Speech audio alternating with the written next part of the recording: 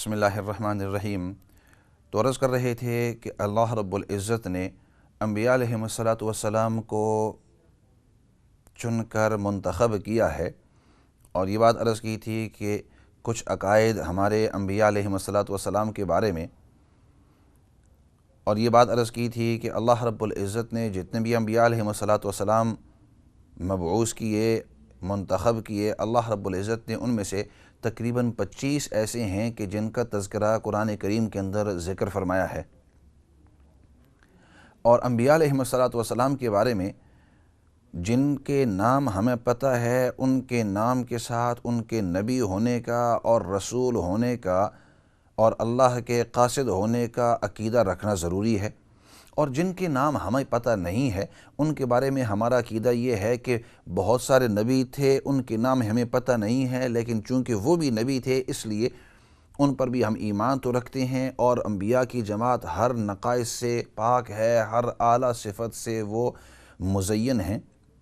تو چنانچہ جو 25 نام جن کو اللہ رب العزت نے قرآن کریم کے اندر جن کا تذکرہ کیا ہے، سب سے پہلے آدم علیہ السلام کا تذکرہ کیا ہے، اور ان کے بعد اب رفتہ رفتہ چلتے رہو، ان کے بعد پھر ادریس علیہ السلام کا تذکرہ کیا ہے، نمبر 2۔ ان کے بعد پھر سیدنا نوح علیہ السلام کا تذکرہ کیا ہے، ان کے بعد پھر سیدنا ہود علیہ السلام کا تذکرہ کیا ہے، اس کے بعد پھر سیدنا صالح علیہ السلام۔ تو یہ 5 پہلے نبی انبیاء علیہ السلام ہو گئے۔ ان کے بعد پھر اللہ رب العزت نے ایک پوری لڑی شروع کی انبیاء علیہ السلام کی، اور تقریباً ایک ہی فیملی کے اندر بہت سارے نبی آئے۔ چنانچہ ان کے بعد پھر 6 نمبر کے اوپر سیدنا ابراہیم علیہ السلام، اور پھر سیدنا ابراہیم علیہ السلام کے ایک بھانجے تھے سیدنا لوط علیہ السلام، اور پھر سیدنا ابراہیم علیہ السلام کے بیٹے سیدنا اسحاق علیہ السلام، سیدنا اسماعیل علیہ السلام، اور پھر سیدنا یعقوب علیہ السلام، یہ بھی ان کے بیٹے۔ تو ابراہیم علیہ السلام کے بیٹے تھے سیدنا اسحاق علیہ السلام، اور دوسرے بیٹے کا نام تھا سیدنا اسماعیل علیہ السلام، اور پھر سیدنا اسحاق علیہ السلام کے بیٹے کا نام تھا سیدنا یعقوب علیہ السلام، اور پھر یعقوب علیہ السلام کے بیٹے کا نام تھا سیدنا یوسف علیہ السلام۔ اچھا، یہ ہوئے۔ اب ان کے بعد پھر اللہ رب العزت نے اور انبیاء علیہ السلام کو بھیجا، چنانچہ پھر سیدنا صالح علیہ السلام ہوئے، ان کے بعد پھر سیدنا شعیب علیہ السلام ہوئے، ان کے بعد پھر اللہ رب العزت نے بہت سارے اور نبیوں کو بھیجا۔ ایک بات دوسری ذہن نشین کرنی ہے، اور وہ یہ کہ اللہ رب العزت نے بعض اوقات اس طرح کیا کہ ایک علاقے کے اندر ایک نبی کو بھیجا، اور بعض اوقات یہ ہوتا تھا کہ ایک علاقے کے اندر ایک سے زیادہ بھی نبی ہوا کرتے تھے، اور بعض اوقات ایک نبی کو ایک علاقے کے اندر بھیجتے اور پھر ان کو فرماتے کہ دوسرے علاقے کے اندر چلے جاؤ۔ اس سے پھر آگے میں بات چلا رہا ہوں۔ چنانچہ پھر ان کے بعد سیدنا شعیب علیہ السلام کے بعد سیدنا یونس علیہ السلام، اور ان کا نام ذنون بھی کہا جاتا ہے، وَظَنُّونِ إِذْ ذَهَبَ مُغَاضِبًا۔ اور ہر ایک انشاءاللہ پھر مختصر جب وقت آئے گا تو مختصر جو واقعات ہیں جو قرآن کریم کے اندر یا نبی پاک صلی اللہ علیہ وسلم نے احادیث مبارکہ کے اندر ان انبیاء علیہ السلام کا جو تذکرہ کیا ہے ان کا ذکر انشاءاللہ ضرور کرتے جاؤں گا۔ سیدنا یونس علیہ السلام، ان کے بعد پھر سیدنا الیاس علیہ السلام، ان کے بعد پھر سیدنا الیسع، ان کے بعد سیدنا ایوب علیہ السلام، اور ان کے بعد پھر سیدنا موسیٰ علیہ السلام، سیدنا ہارون علیہ السلام، آگے چلتے جاؤ، اور پھر ان کے بعد سیدنا داود علیہ السلام، داود علیہ السلام کے بیٹے ہوئے سیدنا سلیمان علیہ السلام، اور پھر ان کے بعد سیدنا زکریا علیہ السلام، اور پھر سیدنا یحییٰ علیہ السلام، اور پھر سیدنا عیسیٰ علیہ السلام۔ اور ان کے اندر عام طور پر 1-2 نام جو ہیں وہ رہ جاتے ہیں، اور وہ ہیں سیدنا ذوالکفل۔ قرآن کریم نے ان کا بھی ذکر کیا ہے، اور احادیث مبارکہ کے اندر بھی ان کا تذکرہ بھی آیا ہے۔ تو یہ تھے، اور پھر آخر میں سیدنا عیسیٰ علیہ السلام، اور ان کے بعد پھر آخری نبی سیدنا محمد الرسول اللہ صلی اللہ علیہ وسلم۔ یہ تقریباً 25 انبیاء علیہ السلام جن کا اللہ رب العزت نے قرآن کریم کے اندر ان کو ذکر فرمایا ہے، اور ہر ایک کا مختصر انداز کے اندر اللہ رب العزت نے مختصر انداز کے اندر واقعہ ذکر فرمایا ہے۔ اور انشاءاللہ جیسے میں نے عرض کیا، موقع در موقع آہستہ انبیاء علیہم الصلوۃ والسلام کے جو مختصر واقعات ہیں ان کو ذکر کرتے جاؤں گا، لیکن ان کو ذکر کرنے سے پہلے عقائد کے طور پر یہ بات عرض کرنا ضروری سمجھتا ہوں کہ جتنے بھی نبی تھے، جتنے بھی رسول تھے، آدم علیہ الصلوۃ والسلام سے لے کر آخری نبی محمد الرسول اللہ صلی اللہ علیہ وسلم تک، اور ہمارا یہ عقیدہ ہے کہ آخری فائنل لاسٹ نبی، آخری نبی وہ محمد الرسول اللہ صلی اللہ علیہ وسلم تھے، تقریباً 1400 سال پہلے۔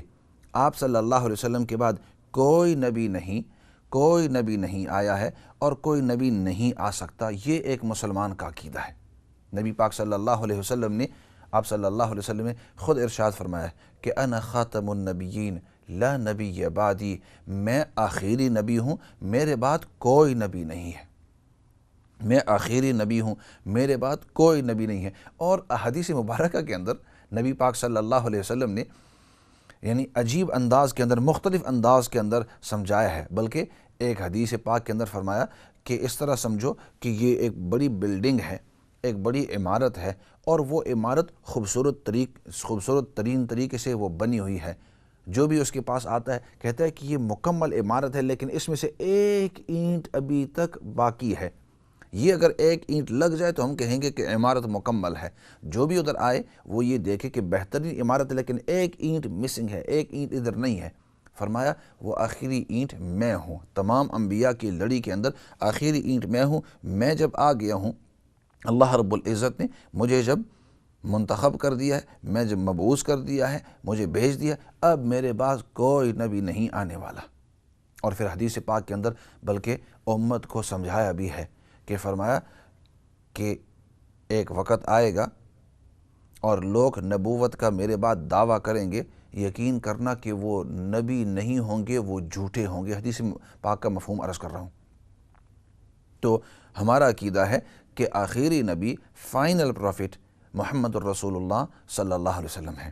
اسی کے ساتھ عقائد کے اندر یہ ہے کہ ہر نبی کو اللہ رب العزت نے، جیسے میں پہلے عرض کر رہا تھا کہ ایک مستقل علاقے کے اندر، ایک نبی کو اس علاقے کے اندر، دوسرے نبی کو اس علاقے کے اندر، تیسرے نبی کو دوسرے علاقے کے اندر، ایک وقت کے اندر بعض اوقات کئی نبی ہوا کرتے تھے، بہت سارے، کیونکہ 25 کا تو ہم نے ذکر کیا ہے، لیکن کئی ہزاروں اور بھی ہیں، جیسے میں نے عرض کیا ہزاروں اور بھی ہیں جن کا نام ہمیں پتہ ہی نہیں ہے۔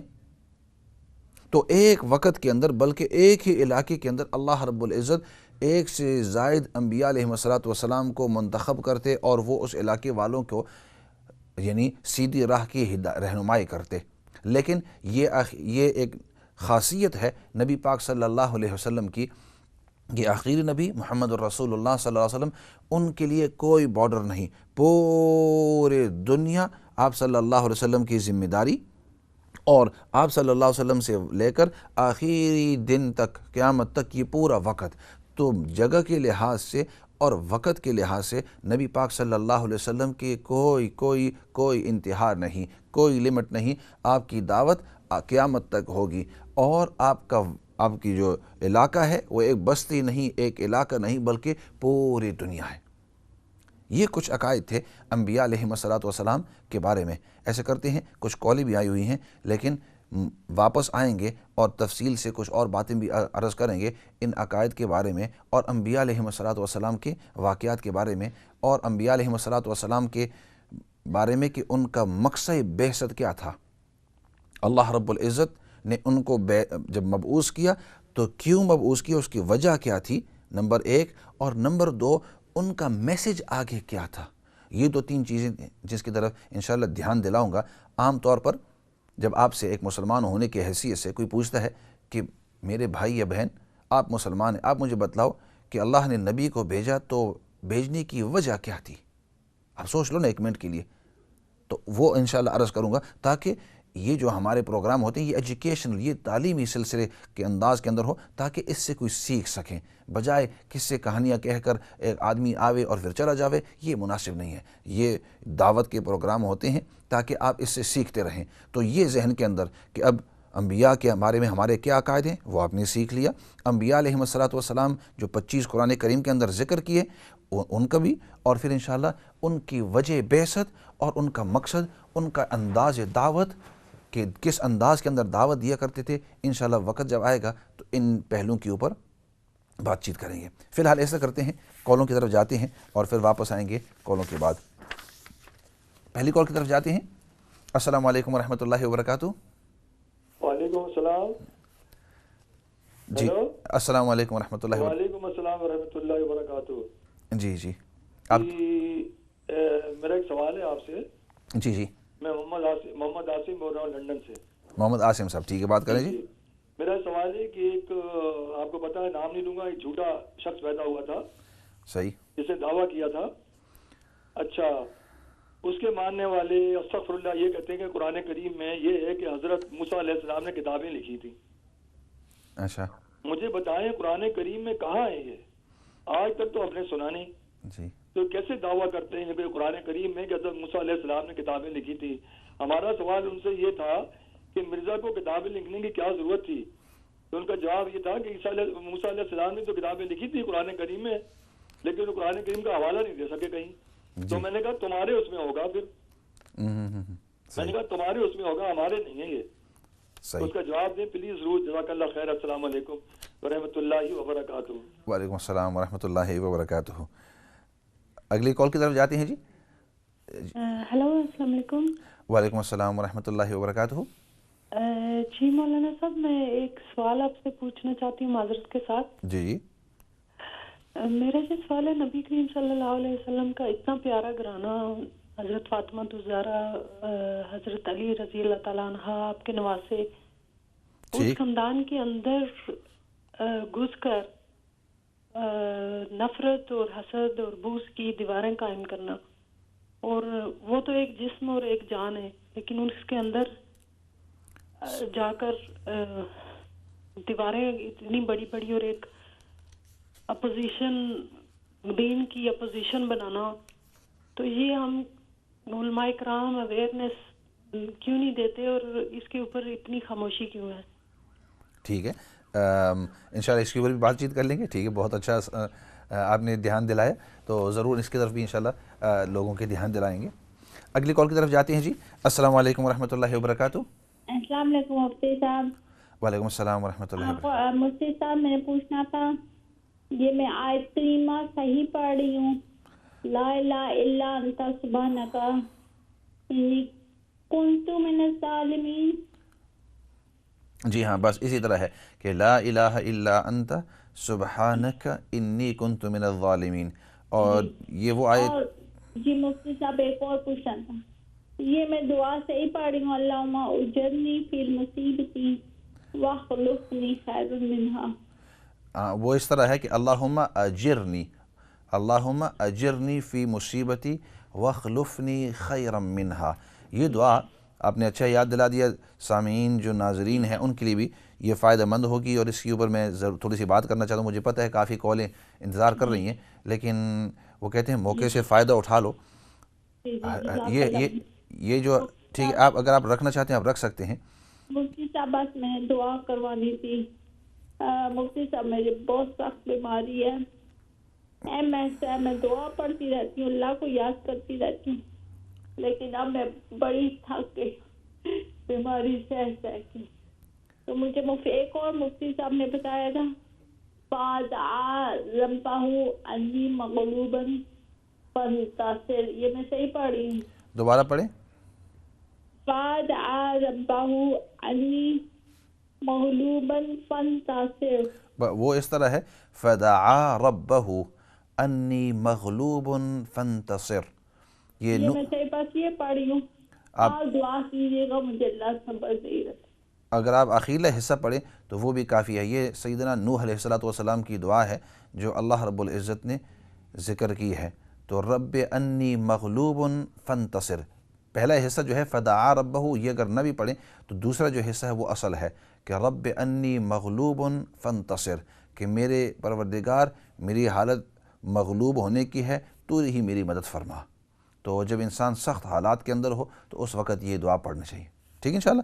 تو ایسے کرتے ہیں ایک اور کال لے لیتے ہیں۔ وہ دعا جو تھی وہ میرے خیال میں ضروری ہے، اللہم اجرنی فی مصیبتی واخلفنی خیرا منہا۔ اس کی طرف واپس میں آؤں گا کال کی طرف جاتے ہوئے۔ اگلی کال کی طرف جاتے ہیں. السلام علیکم ورحمۃ اللہ وبرکاتہ. وعلیکم السلام ورحمۃ اللہ وبرکاتہ. صاحب ایک بات پوچھنی تھی کہ جو فرقہ شیعہ ہے ان کا عقائد کیا ہے اور کیا ان سے شادی ہو سکتی ہے؟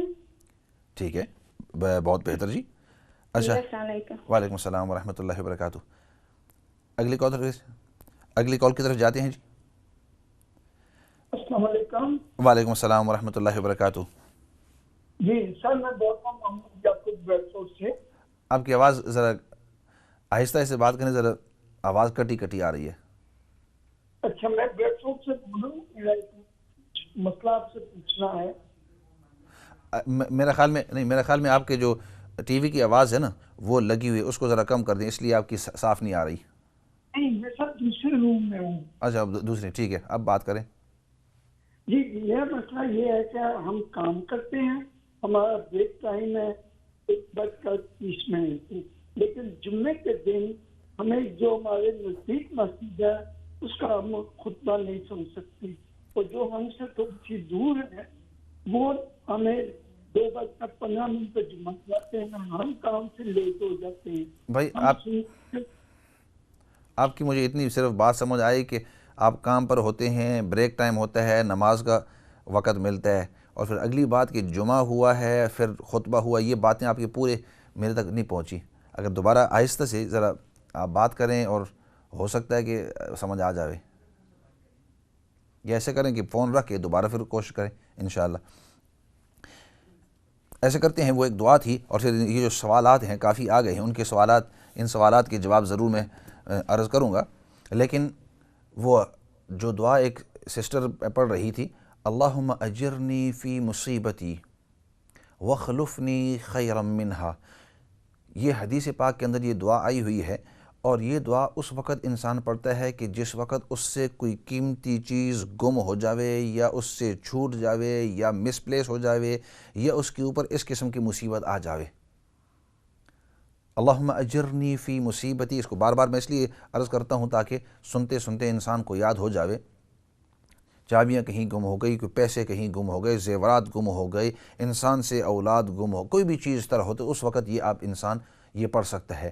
اور یہ حدیث پاک کے اندر نبی پاک صلی اللہ علیہ وسلم نے ام سلمہ رضی اللہ تعالیٰ عنہ فرماتی ہیں کہ میرے شوہر, مجھے ان کے ساتھ بڑا ہی پیار تھا, اور ان کی فوت ہو گئے, تو میں نبی پاک صلی اللہ علیہ وسلم کے پاس آئی, اور آپ صلی اللہ علیہ وسلم نے تعزیت میری فرمائی, اور میں ان سے بتلا رہی تھی مجھے اپنے شوہر کے ساتھ بہت ہی پیار تھا, میری آنکھوں کے اندر بہت ہی ان کا مرتبہ تھا, اور مجھے اس کے اوپر بڑا ہی غم ہے. تو نبی پاک صلی اللہ علیہ وسلم نے مجھے یہ دعا سکھائی کہ یہ دعا پڑھا کریں, اللہم اجرنی فی مصیبتی, یا اللہ تو میری مصیبت کے اندر تو اپنے رحم فرما, اپنے نگرانی کے اندر مجھے رکھ, وخلفنی خیرا منہا, اور اس سے مجھے بہتر بدلہ نصیب فرما. تو حضرت ام سلمہ فرماتی ہیں کہ میں نے تو اس وقت یہ دعا پڑھ لی, لیکن دل میں سوچ رہی تھی کہ ابو طلحہ سے بہتر کون شخص دنیا کے اندر مجھے ملے گا کہ یہ ہمیشہ میری خدمت کیا کرتے تھے, ان کی بڑی عزت تھی, بڑی رسپیکٹ تھی, بڑا اچھا آدمی تھا. لیکن چونکہ نبی پاک صلی اللہ علیہ وسلم کا ارشاد تھا تو میں نے وہ دعا پڑھی. فرماتی ہیں صبح شام میں وہ دعا پڑھتی رہتی. خیر جب عدت ختم ہوئی تو ادھر سے نبی پاک صلی اللہ علیہ وسلم کی طرف سے پیغام میں شادی آ گیا. تو اس وقت پھر مجھے اس دعا پر یقین ہوا کہ اللہ رب العزت ایک نعمت تو مجھ سے لے گئے, لیکن جب اس کے اوپر مجھے تکلیف ہوئی اور میں نے اس کے اوپر دعا یہ پڑھی تو اللہ رب العزت نے اس سے مجھے بہتر شخصیت نصیب کی, یعنی نبی پاک صلی اللہ علیہ وسلم کی ذاتی مبارکہ. تو اس لیے یہ حدیث کہ جب بھی انسان پر کوئی تکلیف آوے, کوئی گم ہو جاوے, کوئی چیز انسان کے ہاتھ سے نکل جاوے, تو اس وقت یہ دعا پڑھا کریں. ایک تو یہ کہ یا تو وہ چیز جو انسان سے چھوٹ گئی ہے وہ چیز واپس آ جائے گی, اور اگر وہ واپس نہ آئی تو اللہ رب العزت اس کا نعم البدل نصیب فرمائیں گے, اور دوبارہ تھوڑی دیر کے بعد عرض کرتا جاؤں گا وہ حدیث کیا ہے تاکہ ہم یاد بھی کر سکیں. تو جب بھی جس موقع کے اوپر بھی, اور اپنے طور پر میں نے اس کا کافی تجربہ کیا ہے اور کافی دفعہ دیکھا کہ جو چیز گم ہو گئی اس سے بہتر اللہ رب العزت نے بدلہ دیا ہے, اور وہ دعا ہے, دوبارہ عرض کرتے جاؤں, اللہم اجرنی فی مصیبتی وخلفنی خیر منہا. یہ دعا انشاءاللہ آپ یاد کرتے رہیں اور اس کو پڑھتے رہیں. فی الحال اسے کرتے ہیں، بریک کی طرف جاتے ہیں.